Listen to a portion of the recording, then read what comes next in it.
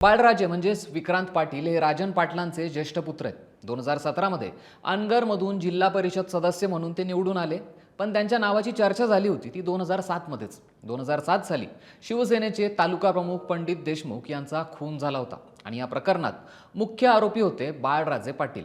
आमच्या पोरांनी वयाच्या 17व्या वर्षीच 302 चे गुन्हे अंगावर घेतलेत, हे त्यांच्या वडिलांचं म्हणजे राजन पाटलांचं वक्तव्य चांगलंच गाजलं होतं।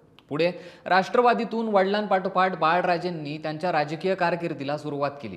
2017 मध्ये ते अनगरमधून जिल्हा परिषद सदस्य म्हणून निवडून आले।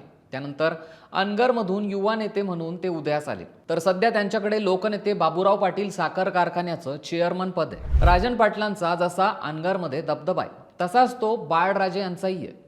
2007 साली शिवसेनेचे तालुका प्रमुख पंडित देशमुख यांच्या खून प्रकरणात बाळराजे पाटील हे मुख्य आरोपी होते। त्यावेळी मोहोळमध्ये मोठी दंगल पसरली होती आणि पोलीस ठाण्याला आगही लावण्यात आली होती, पण पुढे याच प्रकरणातून त्यांची निर्दोष मुक्तता करण्यात आली। पुढे 2014 मध्ये माढ्यात शिवसेनेचे युवा सेना प्रमुख महेश देशमुख यांच्यावरील हल्ला प्रकरणात बाळराजेंचं नाव पुढे आलं होतं। याही प्रकरणात बाळराजे आणि त्यांचे बंधू अजिंक्य राणा पाटलांवर गुन्हा दाखल झाला होता, पण त्यांच्यावर कसलीही कारवाई झाली नव्हती।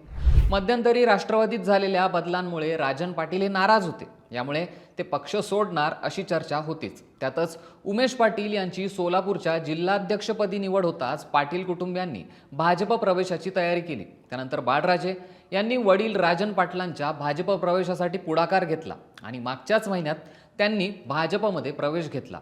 सोलापूर जिल्ह्यात 11 नगर परिषद आणि 1 नगर पंचायतीसाठी निवडणूक घोषित झाली, मात्र या सगळ्यांमध्ये चर्चा झाली ती मोहोळच्या अनगर नगर पंचायतीची। अनगरमध्ये अजित पवार गटाच्या राष्ट्रवादीच्या उमेदवार उज्ज्वला थिटे यांनी अर्ज भरू देत नसल्याचा आणि दहशत पसरवत असल्याचा आरोप पाटलांवर केला। थिटे यांनी पोलीस प्रोटेक्शनमध्ये त्यांच्या विरोधात अर्ज दाखल केल्याने राजन पाटील हे राज्यभरात चर्चेत आले, पण छाननीमध्ये थिटे यांचा अर्ज बाद केला गेला।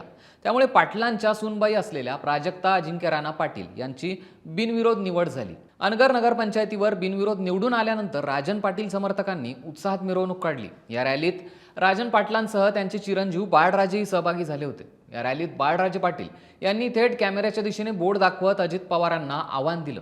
त्यांचा हा व्हिडिओ प्रचंड व्हायरल झाला। बाळराजेंची मजल गेल्याने त्यांच्यावरती राज्यभरातून प्रचंड टीका केली गेली। प्रकरण शेकल्याने राजन पाटील यांनी जाहीर माफी मागितली। मी अजितदादांचं, मोठ्या साहेबांचं, पवार परिवारांचं या ठिकाणी दिलगिरी व्यक्त करतो, माफी मागतो आणि मोठ्या साहेबांच्या शरणी मी लीन होतो। हा विषय इथं संपवावा अशी माझी सगळ्यांना विनंती आहे। पुढे बाळराजे यांनीही माफी मागत भावनेच्या भरात हे वक्तव्य केल्याचं सांगितलं।